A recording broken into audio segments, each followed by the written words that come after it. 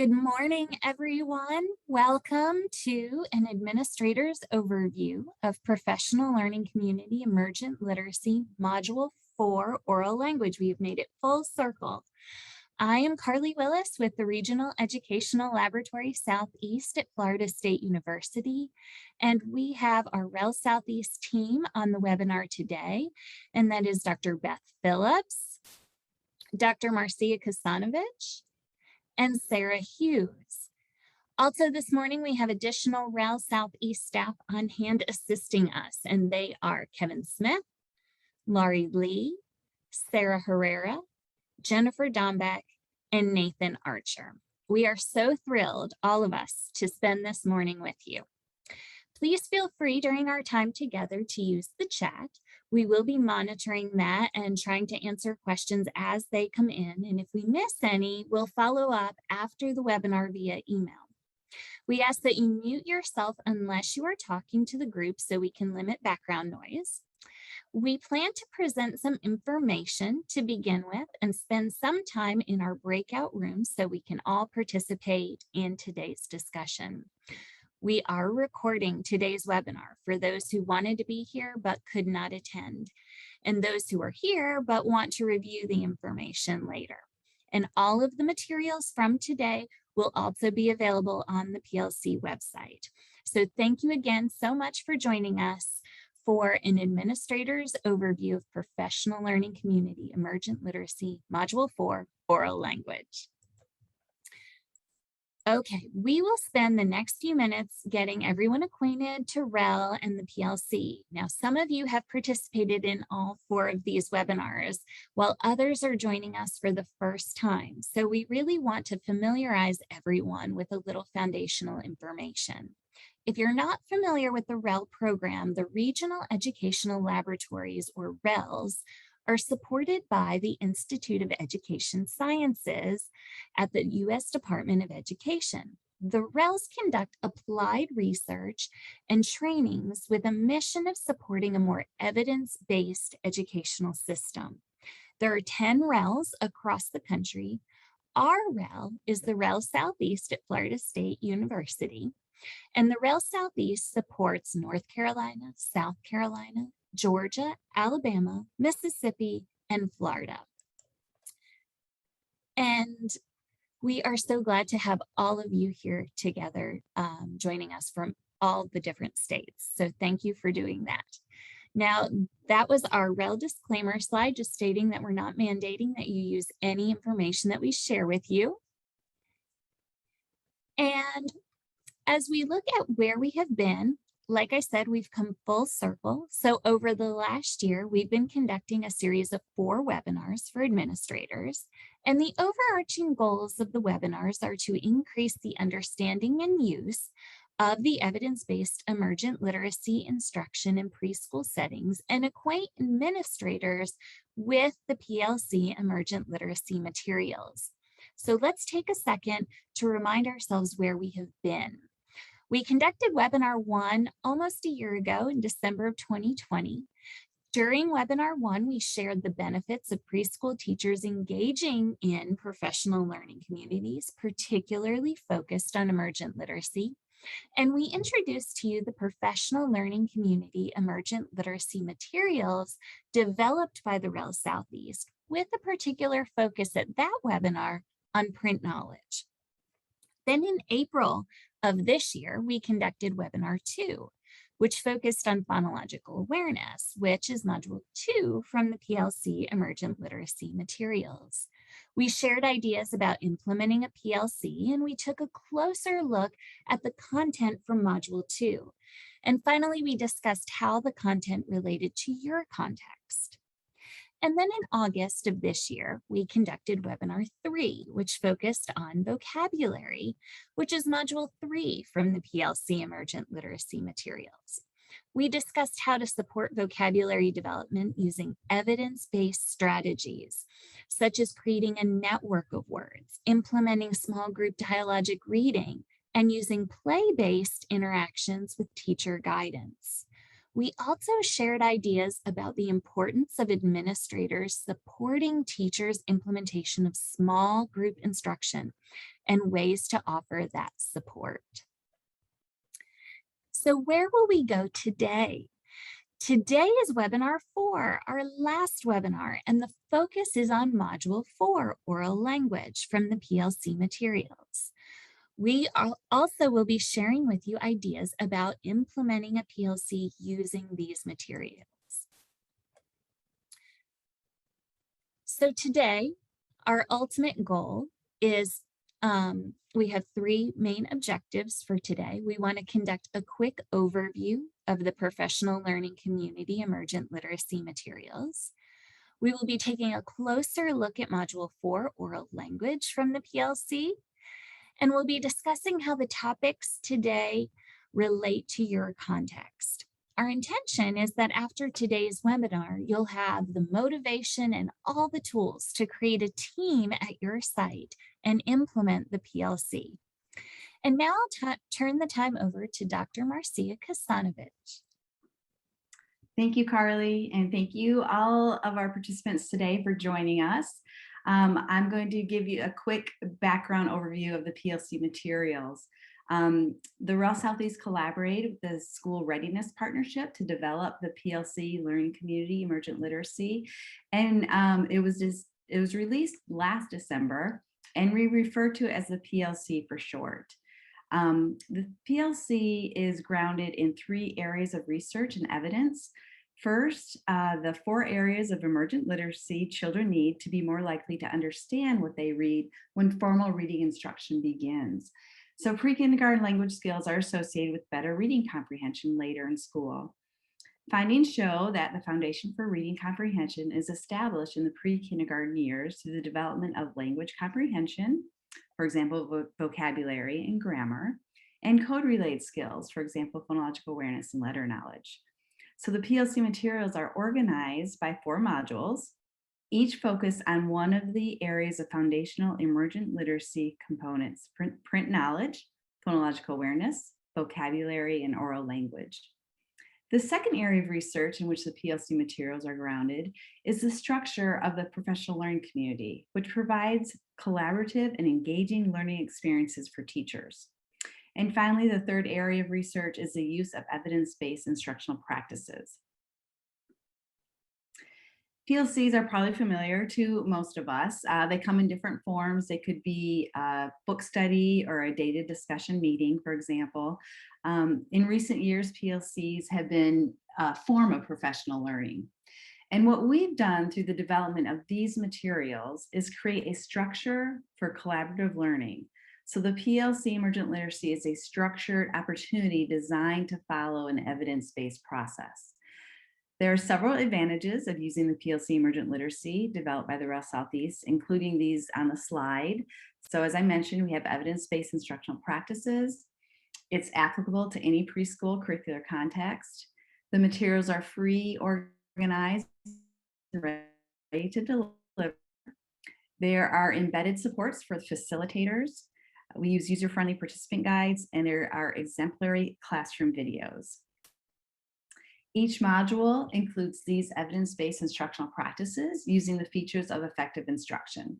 So examples of each of these instructional practices are presented in the participant guides, in videos, and teachers practice them with each other during PLC sessions, and then in between sessions with their children in their classroom.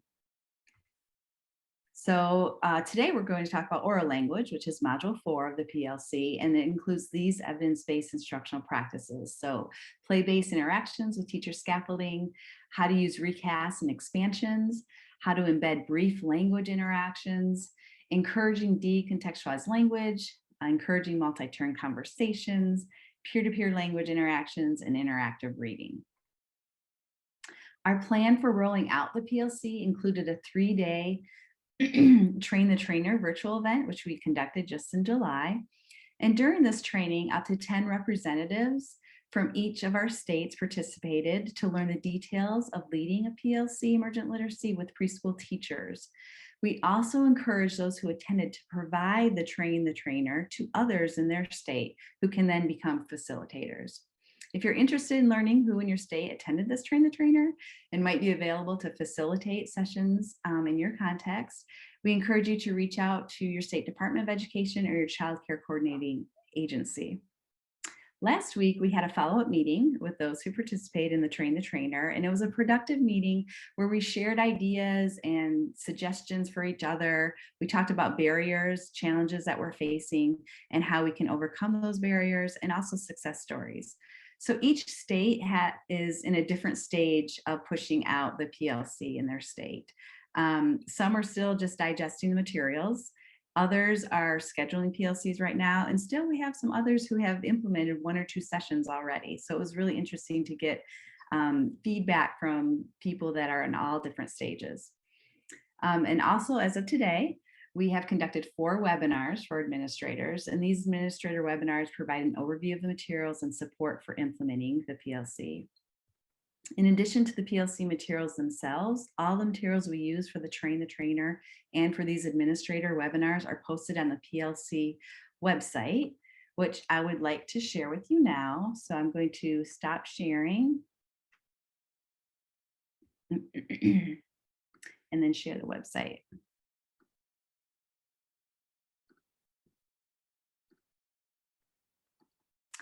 So many of you know, you may have seen the website. I'm just going to walk through the navigation quickly, but many of you may not know we have added more content. So I want to share that with you. So you'll notice there are 3 tabs, and you have to hover over them to get them highlighted. So the professional learning community materials, the administrator materials, and the facilitator materials. So just the materials themselves, you click on the PLC materials, and you have a left-hand navigation with each of the modules. And they're all organized the exact same way. So I'm just going to show you Module 4, Oral Language, which we'll cover today. So there's a participant guide for oral language, and there's everything needed for a teacher to participate in the PLC. So there's an overview of the sessions, self-study readings, activities that they complete during and between sessions, the slides and space to take notes, reproducible materials, and a glossary. So that's everything the participant needs. And then there's a facilitator guide. So everything a facilitator will need to guide a team of preschool teachers through the sessions. There are different delivery options, how to prepare for each session, and a structured plan for each session. And then of course, the slides and speaker notes are also included. Each module has accompanying videos. And so we have the videos also on the page. So the title, Play-Based Language Interactions, the video, and then highlights of what we wanted to highlight within each video. So they're all right there on one page.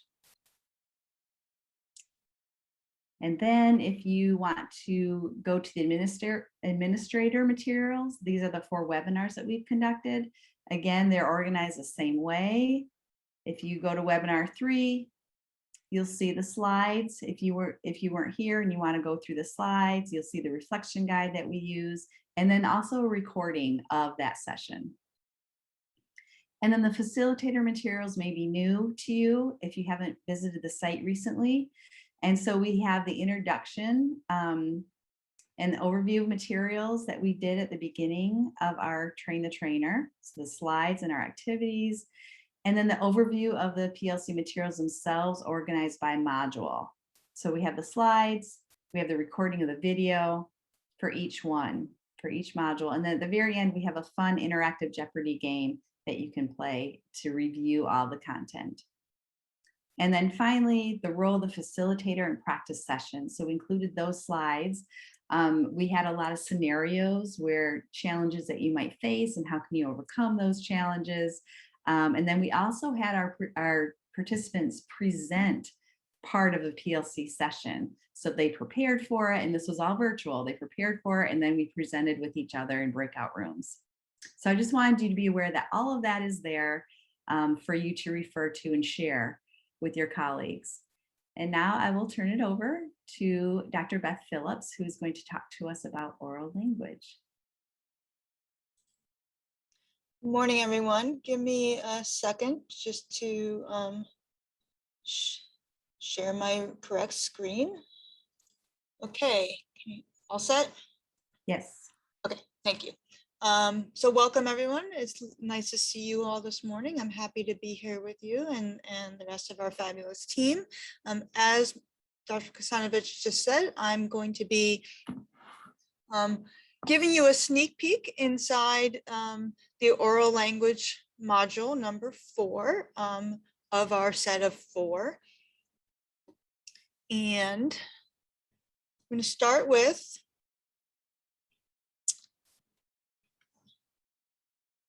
a brief video. And here's what I want you to do. You have a task to do while we are watching the video together. Grab a piece of paper or a sticky note or something like that. And while you're watching this video, which is going to be about 4 minutes, I would like you to just jot down some notes about what you notice about how the educators, the teacher and teacher assistant, support oral language development. And you can write down anything that you think is relevant to oral language. So, you know, better to be as inclusive as possible and just, you know, jot down what you notice. And then later this morning, we're going to discuss your comments in our breakout rooms. Okay, so let's take our first look at the video.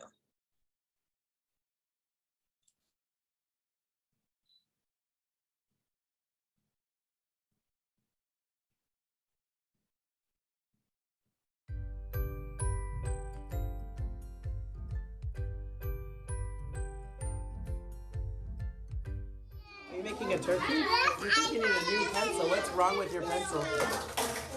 What's wrong with it? What's wrong with your pencil? You gotta get a new one?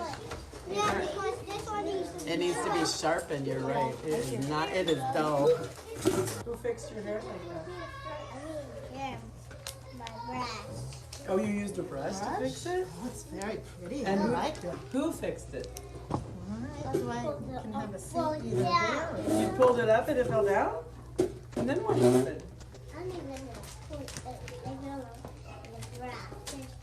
And then she brushed your hair? Daddy brushed your hair? No. Your mommy is who brushed your hair. Your mommy brushed your hair. That's cool. I like your hair and all that. It looks so curly at the bottom. Okay, we're gonna try to paint. Can play on the side. And you can play on the slide. Yeah, what are you gonna do on that slide? We are gonna slide down on it. Slide down on the slide with your what? Feet. Feet first, right?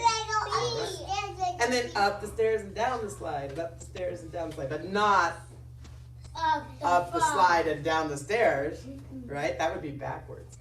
Katie, can you throw it that high? Let me see. Throw it really high. Whoa, Katie, that's super high. Let me see it again. Very high. Oh, Camilla, she's throwing the ball high. Can you throw it high too? So did you know what they were? It was on the box. Did you know that they would stick together with magnets? What do magnets stick to? Metal. Metal. We found that out the other day. But how did it stick to our wall then the other day? Because our wall is not metal. Remember when that happened? Oh, Sean, you are so right. Sean said inside it is metal. Remember we thought maybe there was some metal inside. Dwight's got an idea. Camilla, you want to hear his idea? Okay, we got 3 more, 4 more. Let's get them. You guys worked hard to get them together. It's gonna be a big thing. It's gonna.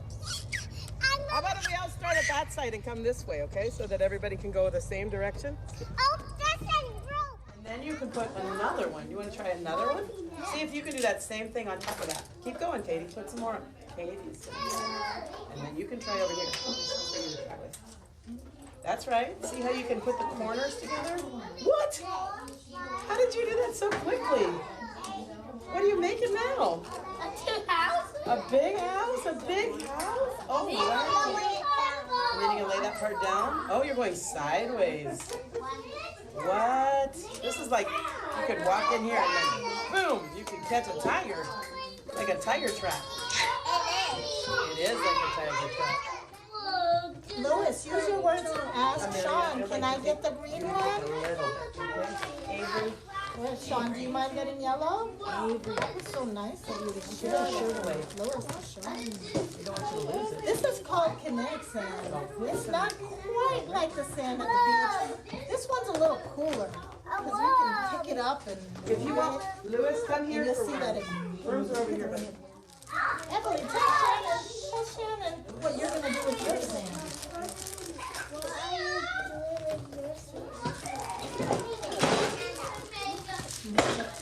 Gracie, tell Sean what you're going to do with your sand. What are you doing with your sand, Gracie?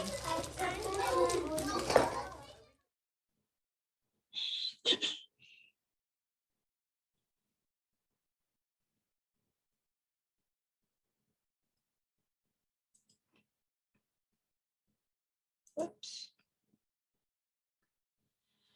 Okay, so hold your thoughts about the video. I hope you enjoyed watching that. It's always a pleasure to watch those kids talking with each other and with their teachers. So let's take a step back first, though, and talk about what we mean by oral language. So oral language, of course, is the system of words and word combinations used to communicate with others through speaking and listening. I just want to point out that if you were here with us for our overview of vocabulary, you know that we've already started talking about oral language in these webinars because, of course, vocabulary is a central focus of oral language. And we could have easily named the vocabulary module oral language part 1 and this oral language part 2. And so, but what we're going to talk about today is the other aspects of oral language beyond learning single vocabulary words. So of course, oral language develops right from birth when infants become aware of sounds and words being spoken by adults around them. So children progress from sounds to gestures to single words to two-word phrases to simple sentences to more complicated sentences, and then eventually and throughout that time engaging in conversations. So children acquire a great deal of oral language from birth through the preschool period. Of course, we use oral language to express and comprehend our ideas, our feelings, and what we know about things. It is important to keep in mind that oral language is the foundation on which all of emergent literacy and later reading is built. So paying attention to and facilitating the growth of and teaching oral language is really critically important. So one of the most effective ways for preschool teachers to support children's oral language is through actually having language interactions with children. Language interactions are conversations about experiences that children have, such as playing in the park, or what you did this morning in the classroom, or what they did over the weekend, and so on. And the discussions that teachers facilitate about books that they read to children and about the other games and activities that you engage in the classroom. So the beauty of oral language is that, of course, you can pretty much talk about anything, and you can have an important and meaningful and relevant conversation with children about virtually anything. So the goal of supporting oral language is not necessarily tied to the topics you're talking about, but to the oral language skills that you're helping children develop by talking about things in which they are interested. So this entire module is focused on techniques to plan and facilitate making the most of those meaningful language interactions that support children's development in syntax and grammar, engaging in conversations, and growth in their listening comprehension. And today, we're only scratching the surface of what is included in Module 4 of the PLC materials. This is one of the biggest modules, and we packed a lot in here. So, what I'm showing you here is an example table right out of the PLC materials that talks about language scaffolds. And what we've done in the PLC materials is organize this into different kinds of scaffolds, but let's take a step back and think about what we mean by even scaffolding. And scaffolding has particular importance when it comes to supporting oral language. So scaffolding is a feature of effective instruction discussed in every module of this PLC. Scaffolding is when you provide feedback to children to help them demonstrate a skill or concept they couldn't yet do completely on their own. Strategic scaffolding of language, therefore, is providing an intentional response to a child during a back and forth dialogue or conversation. Although there is no way to predict exactly what a child might say, having a variety of scaffolds in mind to choose from will help you select one that seems well matched to the moment and well matched to that particular child's current language skills, and that will help move them along in the oral language development. So this table in the participant guide provides examples of language scaffolds and the supportive intentions that they help fulfill. And I want to really emphasize again that idea of intentions. Because when you are having even casual incidental conversations with children, you can still be intentional in which aspects of their language you're trying to grow. So for example, asking open-ended questions is a way of keeping the conversation going and helping children learn how to sustain focus on a topic of conversation across multiple turns. So following the child's lead and interest in the conversation allows them to participate in having multiple turns in a conversation about a topic that they are in the moment interested in. And children will talk more about things in which they are genuinely interested. So the teacher's intention in that moment is not necessarily to talk about that particular topic, but instead to make sure that the child has plenty of opportunities to share their thoughts, feelings, and ideas about whatever it is that they are interested in the moment, and to give the child practice in doing that back and forth volleying of conversational terms. So as another example, asking thought-provoking questions that encourages a child to think of and verbalize solutions to real-world projects. So the example you can see here, all of you want to play on the seesaw, but there's only 2 seats. How can we have a third friend help, also participate? So in here, the teacher is attempting to have the children solve a real problem so they don't end up arguing over who gets to ride on the seesaw, but she's doing it in a way that is inviting the children to verbally participate in sharing their thoughts and ideas out loud with her and with each other. So it's solving a real in the moment problem, but it's also giving the children an opportunity to practice saying their ideas and their own suggestions in their oral communication. So if you have intentionality about the different kind of things that you're trying to scaffold among the children, that allows you to pick the kind of scaffold in the moment that best fits the current situation, so that they're authentic and they drive real world activities forward while also being intentional about supporting oral language skill development. So throughout this module, we include several figures that look like comic strips. And I just want to give a shout out to our own Nathan Archer, who's here with us today, who created these comic strips. Thank you again, Nathan. These are meant to provide concrete examples of strategies teachers can use to promote oral language. An added advantage of conversing with children is that you'll develop connections with them, learn about their interests, and enhance their set of belonging.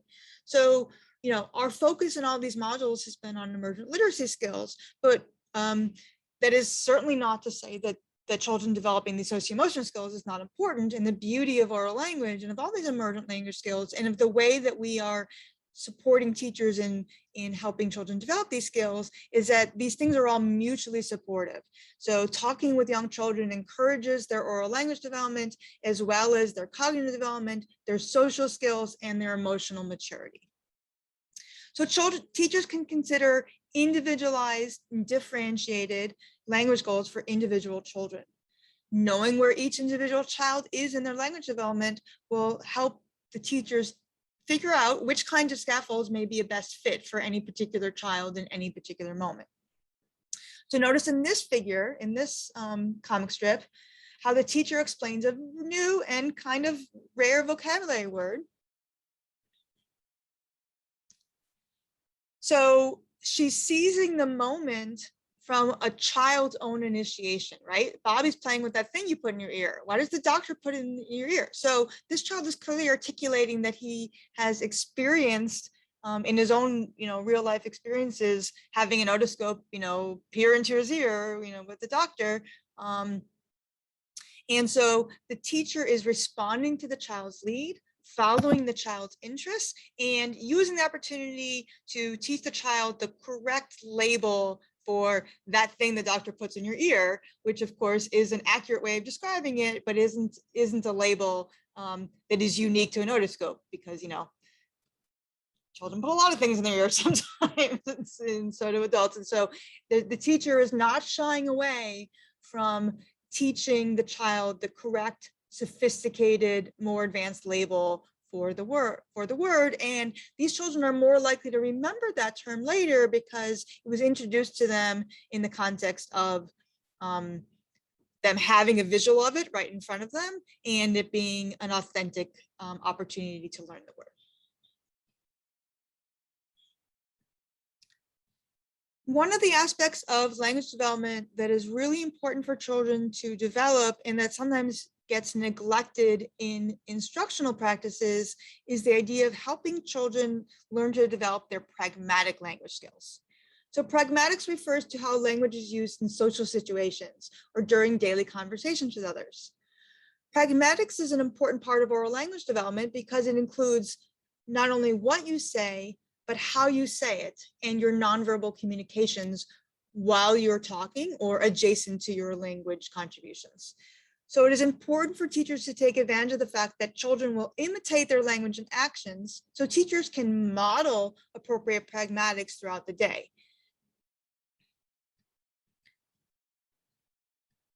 So examples of pragmatics would include the things that we often hear preschool teachers say, like using your inside voice when you're inside and being able to use a slightly louder voice when you're outside, making sure that you let others take turns and are not dominating a conversation, being respectful when other people are talking and not sort of barreling on and interrupting them. And the way that even 3 to 5-year-olds know that you may talk a little bit differently to an infant in terms of using simpler language and sort of that motherese tone, that sort of sing-songy voice that people often use with very, very young children. Even 4-year-olds get the idea that you might modulate your vocal tone when you're talking to a baby. And so those are all examples of pragmatics. Syntax is an aspect of oral language that includes the rules used to put words together to make phrases and sentences. The complexity of children's syntactic development increases over time, typically in very systematic ways. So for example, children will start by single words and then 2-word phrases, and then simple sentences, and then more complex and compound sentences, and then multi-sentence discourse that uses what we call bridging inferences and other references like pronouns and things like that to connect across multiple sentences. So that's sort of a very quick and dirty overview of the kind of syntactic development that you could expect children to see from infancy through early school years. Preschool and kindergarten children are not necessarily directly taught syntax and grammar rules, and most learn to follow spoken sentence structures in the patterns used by the people around them, simply by listening to other speech patterns and basically modeling their own language after the models that they hear in their daily life. At the preschool level, the goal is to support development by planning ample opportunities for them to hear these speech patterns and practice using these speech patterns themselves. But what I do want to point out here, though, is that this development is not even for all children. And that even though you don't necessarily want to teach children, formal grammar rules, it is important to not shy away from teaching children more advanced syntactical structures and different parts of speech, and modeling for them and explicitly guiding them through how to use different parts of speech to say more complex things. So using conjunctions, putting words together in the right order to form a question, putting two ideas together into one more complex sentence, making sure that you use the right verb conjugations to convey things in the past tense or in the future tense, and so on and so forth.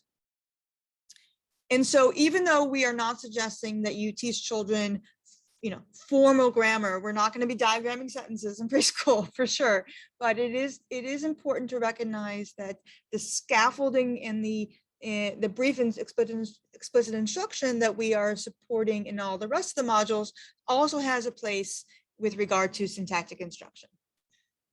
So the table that I'm showing you is from the participant guide for this module and shows an example of children's oral language development over time. And it sort of walks through in a more systematic way some of the examples that I was just giving you. And so if you think about children in a preschool classroom, they're not all going to be talking at the same level, so to speak, at all times. And so the goal, of course, with all scaffolding is to meet children where they are and gradually move them forward, so they need less and less assistance to perform at a higher and higher level. So engaging in multi-turn conversations involves back and forth turns where you build on and connect with the child's statements, questions, and responsives. These are most productive one-on-one or in small groups, because every child needs multiple turns to practice talking. And if you only have conversations with children in whole group, just by virtue of the group size, you're only going to be giving a small number of children the opportunity to practice talking at any given day. And that's not enough time. It's not enough practice opportunities for children. So it is important to be intentional about implementing multi-turn conversations in the classrooms. So it's important to make having conversations a priority. It may be difficult to have a one-on-one conversation with every child daily, but there's lots of opportunities across the day to do so. And certainly it's completely possible to have one-on-one conversations with every child multiple times a week, and small group conversations with all children on a daily basis. So think about the daily schedule and all of the times the conversations can be embedded. For example, at centers, at arrival time, at departure time, at meal times, during transitions, and during outside play, not just during formal whole group or small group lessons. So in this slide that you're seeing right now, the teacher is asking the child a question and then is expanding on their response and extending their response at the same time by asking a follow-up question. And if you notice, they brought in a more advanced word instead of making. The teacher is now also saying preparing to give the child exposure to this more advanced vocabulary word. So during free play time, center time, and outside time, and those sort of transition moments in the classroom, there's an opportunity every day to engage in scaffolding of children's language by asking questions, by commenting on what they're doing, by describing what you're doing, by providing feedback, by introducing new vocabulary words, and by making sure that you give children the wait time they need. So what we sometimes see teachers doing is asking a question, waiting, a couple milliseconds, and then answering their own questions, as opposed to giving the children the chance to ponder and think about the answer. It takes young children a little bit longer to formulate a response than it may the adult. And so giving the wait time also signals pragmatically to the children that what they're saying has value and that it's worth the wait. And so that waiting those couple of seconds is showing the child that their contributions to the conversation are valued. So of course, play is essential for preschool children's growth and development. And one type of play is free play, in which is totally child-directed and typically lacks in adult involvement. The other type of play is referred to as play-based guided interactions. And these play-based interactions are when the teacher supports children's language development during play while still allowing children to direct their own play activities. Both should be a daily part of every preschool classroom. So scaffolding techniques to support children's syntactic development include, like I said before, asking questions, introducing new vocabulary words, and so on. And these scaffolding techniques used during play-based interactions allow children to acquire new information during activities in which they are already engaged. In other words, you're capitalizing on their interest and engagement in the play that they are already doing. So some examples of scaffolds include recasts. And recasts can be semantic, related to providing an alternative vocabulary, but they can also, and are more typically syntactic, where you are repeating a child's utterance with varied syntax to model a more correct way of saying something without interrupting the flow of the conversation to say, no, that's not right, you say it this way. So that you won't see no, that's not right in any of our examples throughout these PLC materials, because that's not what we want teachers to do. We want them just to sort of roll it in without making a big deal out of it. So an expansion is the idea of repeating a child's utterance with a few additional words, and often slightly more advanced sentence structure. So if a child says she paint, yes, she's painting at the art center. Keep in mind what I said a few minutes ago, that you can both expand and then extend in the same turn, so that if you really want to encourage a child to make sure that they take their next turn, you can make another comment or an observation or ask them a question to keep the back and forth conversation going. So these scaffolds, in other words, are not mutually exclusive. You can use more than one at a time to keep conversations going.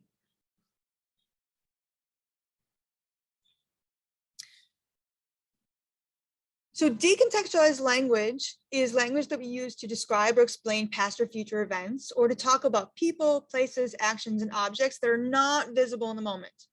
So for example, this weekend, I gave my brown furry dog a soapy bath. What did you do this weekend? It is important to emphasize that using this example, asking the child what you did over the weekend, you can't just say, I gave him a bath. The child can't say, I gave him a bath, because who's him, right? And the teacher may not even know that the child has a dog, let alone a brown furry dog who was in need of a bath. And so you have to use more specific, precise, and referential language to make what you're saying make sense to somebody else. And children can gradually understand that if they just say, I gave him a bath, their conversational partner is going to be confused. And so children can learn how to do that and provide sufficient information to effectively communicate. And of course, we can model this, but modeling is not enough. We want to provide numerous opportunities for the children themselves to practice using this more precise language. So there are some examples of ways that you can provide children these opportunities. Tell you as they line up for recess what they're planning on doing on the playground in a few minutes. Describe to the class at circle time what they did over the weekend.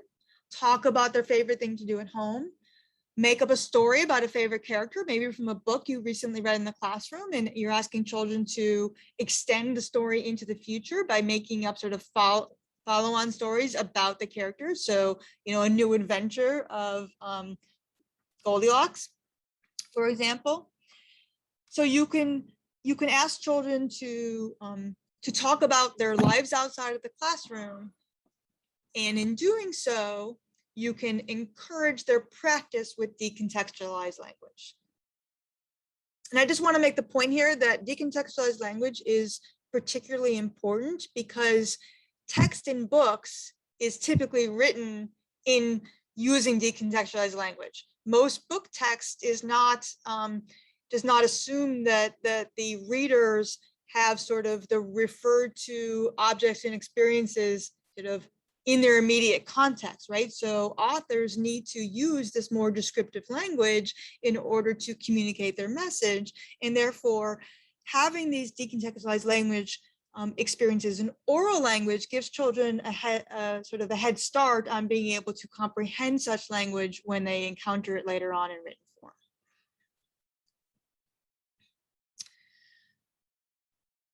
So what I'm showing you in another comic strip here on the slides is additional ways of modeling decontextualized language. And this is an example of a teacher in the classroom making their own snack. And before they do it later in the day, they're planning ahead. And so she's using the genuine activity of something they're going to do together. So it's authentic. She's using writing to scaffold their list. So she's modeling for them that if they want to remember their plan, they should probably write it down. So that's another sort of subtle message that we're showing here. And she's then actively listening to the children and respecting their contributions by putting them on the list. So there's a lot of pragmatics going on here. There's a lot of multi-turn conversations, and there's obviously the decontextualized language of planning ahead for what they're going to do in the future. And so then the teacher is then modeling the correct tactical and grammatical forms. For example, what will we put our trail mix in? That's not happening right now. It's in the future. What will we later put our trail mix in? So the child says baggies. You're right. We'll need paper bags for our trail mix. And then let's list out the steps for our trail mix. So she's using the writing, the oral language scaffolding, and the inviting of children's own ideas, and actively listening to the children and sort of reinforcing their contributions. So signaling that you're actively listening can mean reflecting back the children's own words to them. You can also signaling active listening by getting down on their level, making eye contact, using gestures and your own facial expressions, and using sort of those sort of what we call conversational reinforcers like yeah, ooh, that sounds really interesting, and so on and so forth to show the children that you genuinely care about what they're saying to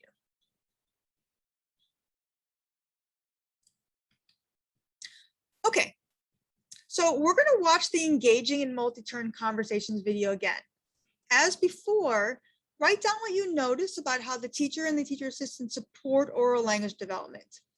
Think about whether you notice anything different or additionally this time. Do you see any of the strategies we just discussed?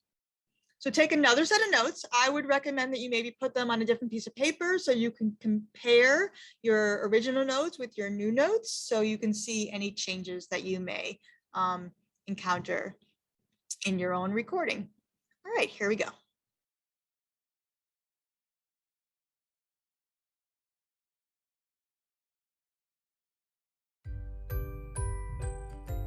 That's good.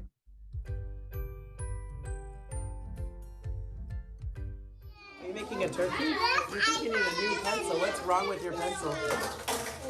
What's wrong with it? What's wrong with your pencil? You gotta get a new one? Yeah, because this one needs to It needs to be sharpened, you're right. It is not, it is dull. Who fixed your hair like that? Yeah, my brush. Oh, you used a brush to fix it? Oh, it's very pretty. And I like it. who fixed it? That's why you can have a seat Well, either yeah. there or You pulled it up and it fell down? And then what happened? I don't even know. The brush, his hair. And then she brushed your hair? Daddy brushed your hair? No. Mommy brushed your Your mommy is who brushed your hair. Your mommy brushed your hair. That's cool. I like your hair. Oh, but it looks so curly at the bottom. Okay, we're gonna try to paint. can play on the side. And you can play on the slide. Yeah, what are you gonna do on that slide? We are gonna slide down on it. Slide down on the slide with your what? Feet. Feet first, right? Feet. And then up the stairs and down the slide. Up the stairs and down the slide, but not up the slide and down the stairs, right? That would be backwards. Katie, can you throw that?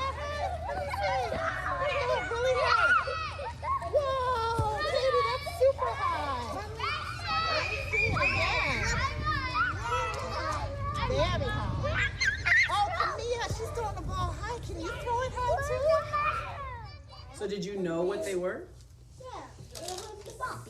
It was on the box? Did you know that they would stick together with magnets? What do magnets stick to? Metal. Metal. We found that out the other day, but how did it stick to our wall then the other day? Because our wall is not metal. Remember when that happened? Oh, Sean, you are so right. Sean said inside it is metal. Remember we thought maybe there was some metal inside. Dwight's got an idea. Camille, you want to hear his idea? Okay, we got 3 more, 4 more. Let's get them. You guys worked hard to get them This is together. gonna be a big day. It's gonna. How about if we all start at that side and come this way, okay? So that everybody can go the same direction. Oh, that's a rope. And then you can put another one. You want to try another one? See if you can do that same thing on top of that. Keep going, Katie. Put some more on. Katie's. And then you can try over here. For you to try with. That's right. See how you can put the corners together? What? How did you do that so quickly? What are you making now? A 2 house. A big house? A big house? Oh, wow. And then you're gonna lay that part down? Oh, you're going sideways. What? This is like, you could walk in here and then, boom, you could catch a tiger. Like a tiger trap. It is like a tiger trap. Louis, use your words and ask Sean, can I get the green A one? little bit, okay? Avery?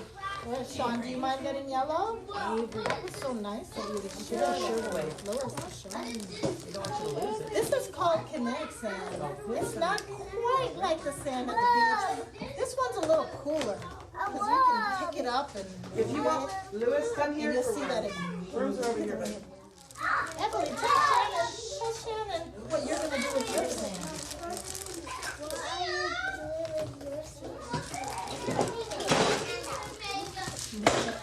Gracie, tell Sean what you're gonna do with your sand. What are you doing with your sand, Gracie?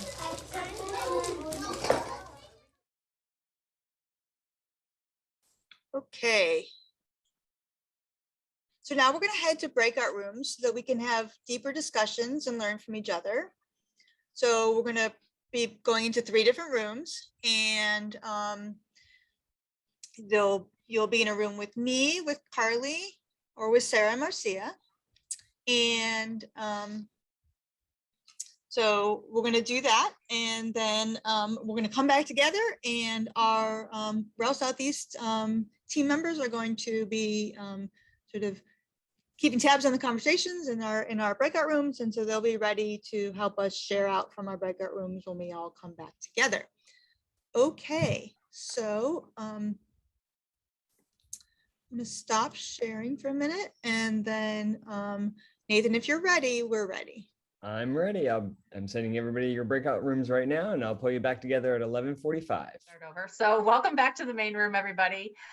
We hope you had time to reflect and discuss what was helpful when considering implementing the PLC emergent literacy materials at your site, or even if this is the first webinar that you've had a chance to attend and you're just sort of learning about these materials for the very first time. We think that's great. Right now, what we want to do is share some highlights from our breakout room discussions, and we'll begin with our group. So Lori, if you don't mind just kind of hitting some of our highlights. We had a great discussion. We did. Thank you so much, Sarah. We talked a great deal about what we saw in the video. First of all, what we were really thinking about overall was how incredible that classroom was that we saw, and how the teachers interacted with the students and really evoked that conversation with them throughout the day, whether they were in the classroom itself, or they're during transition times, or outside, wherever they were. The teachers we thought did a really great job of intentionally encouraging conversation. So the classroom really did impress our group. And then as we watched for the second time, we really thought about a number of strategies that Dr. Phillips noted to us during the course of the morning. A lot of decontextualized conversation going on. And we talked specifically about when the teachers were engaging the little girl about her hair and who did her hair. And obviously that was not happening right at that moment. but had happened prior. So conversation like that, peer-to-peer conversation was encouraged, where especially when they were working with the sand and the teacher encouraged one student to tell another what he or she was doing or planned to do with the sand.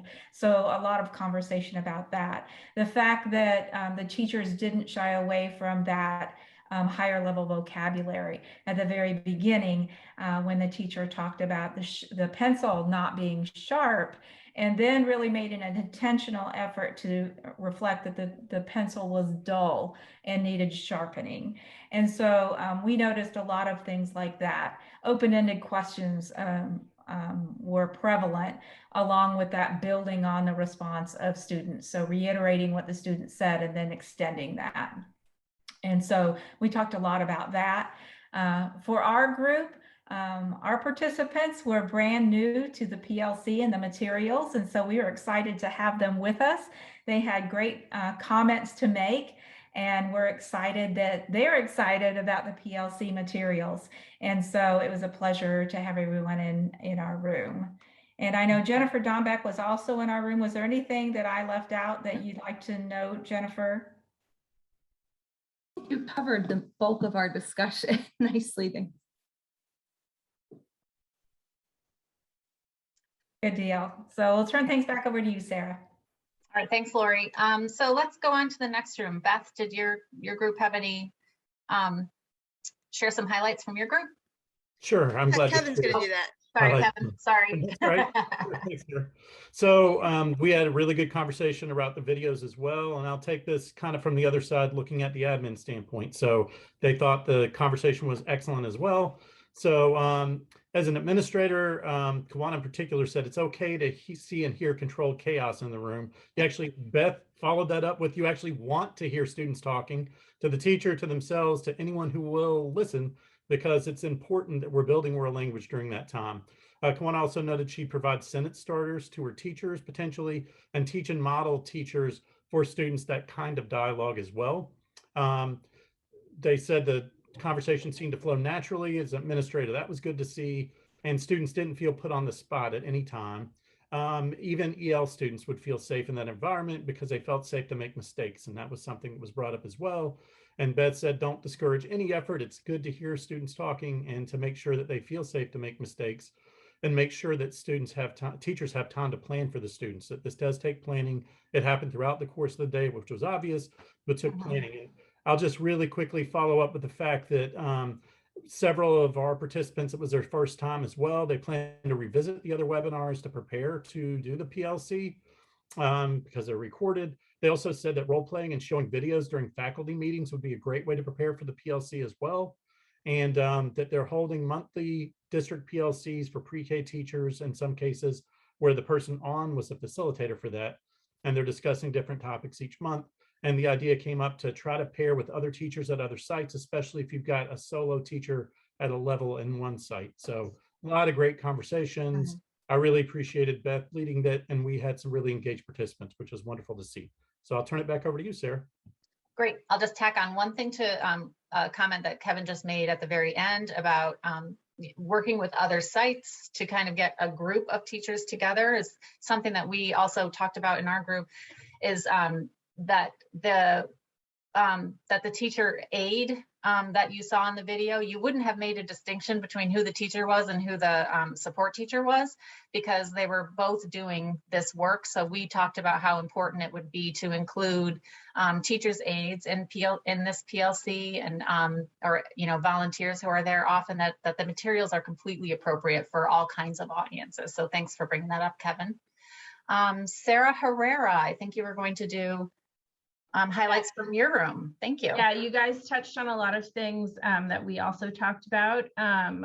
Just quickly, from an administrative standpoint, we also talked about the importance of administrators to model for teachers. So not just popping in and out of classrooms, but spending some time modeling for teachers and aides what should be going. We noted, it's easy for teachers to get caught up in data and output requirements. And so it's easy to forget that being 100% present and engaged is really important to remember. And participating in PLCs more frequently can help keep that at the forefront of teachers' minds, just the importance of oral language in the classroom. We talked about one of our group members from Henry County has actually completed the first PLC module with 12 teachers. So we were really excited to hear about that. Their plan is to set up a schedule to host one session per month. They obviously wished that teachers could have be participating in these sessions more frequently, but you know, once a month we'll take it. And they wished that there were more opportunities just for teachers to observe other teachers, one another. It's often hard to take a bird's eye view of your own teaching. So incorporating that somehow would be really helpful. Others were really thinking about this, but focused more right now on the VPK changes that are happening in Florida from the legislature. And so hopefully they can shift focus to PD and these PL sessions once we get through that point right now. So that's what I got. Great. So thank everyone. I want to thank everyone for participating in your breakouts. It sounds like there was really great discussion in all three of our sessions. So that's great. Time is going to tick down. So I'm going to quickly shift over to sort of our next steps. Earlier, Carly discussed about where we've been. And now that we've conducted this final module for administrators during this webinar, let's talk about sort of, you know, what some potential next steps are. So now that all 4 modules have been presented, you've been introduced through this administrator series, it's our hope that you'll take the opportunity to visit and continue to explore the PLC Emergent Literacy website that Marcia shared with you today. And I think she's going to be dropping a bunch of stuff in the chat. Yeah, great. Thanks, Marcia. So there's a bunch of stuff being dropped in the chat right now, different materials that are available to you, the link to the website. We strongly encourage you to take a look. This material is in the public domain and is available for use. So you don't sort of need to hesitate. You can kind of dive in and learn about it. Most of the materials are posted, but it is important to kind of keep coming back to look because it takes a little time for us, for example, to get this recorded session posted up to the site. So you might sort of want to keep it bookmarked and kind of go back and take a look here and there. And then finally, we are going to ask you to hang out for just another few minutes to complete a stakeholder feedback survey. And Marcia is going to drop that link in the chat right now. For all of us who have been doing virtual meetings, trainings, teaching, whenever there's a survey, it's really easy for people to just take off. So we're going to encourage you to click on the survey link and at least have it up on your screen and start filling it out so that you just submit it. That would be terrific. It's really important for us to see and hear from you to get some feedback about how things are going. We're always striving to enhance and support the material that we put out there. So we'll save a couple of minutes there.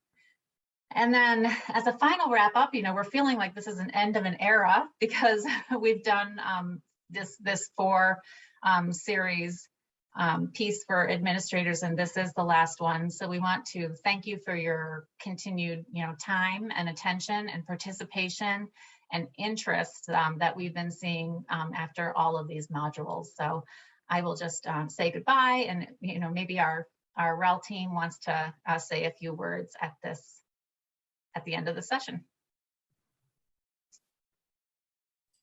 Just thank you for your participation, and we encourage you to visit the website and fill out the survey because we really appreciate and take seriously your feedback so we can improve. And I will just say that, you know, by virtue of your having registered to participate today, you're now on our list, whether you want to be or not, which means that as we have more materials or updates to share with you or suggestions that come in, we're going to do our best to try to find periodic ways of sharing them with you via via the email list. So if we add something particularly interesting to the website, for example, we will likely send you an email letting you know that there's a reason to go back and look again at the website. So I just want to add my thanks to Sarah and Marcia for your time this morning. It was lovely spending the morning with you. We hope you got a lot out of this, and we would encourage you to just spread the word. Like, the reason we put all the facilitator and administrative materials on the website was not just so that people who attended the webinars could go back and review, but also so that other people who did not have the opportunity to participate in these series of webinars could also take advantage of those materials. So don't be shy about spreading the word and sharing out the link to your colleagues and peers in different parts of your own state, across state borders, and so on and so forth. They don't even have to be inside the 6 states in our REL Southeast region. They could be anywhere in the country. And so please feel free to share. We would like as many people as possible to be able to take advantage of the materials and the resources that we have put together for all of you. And with that, I will just say thank you again. And like others have said, please do complete the survey so we can capture your thoughts.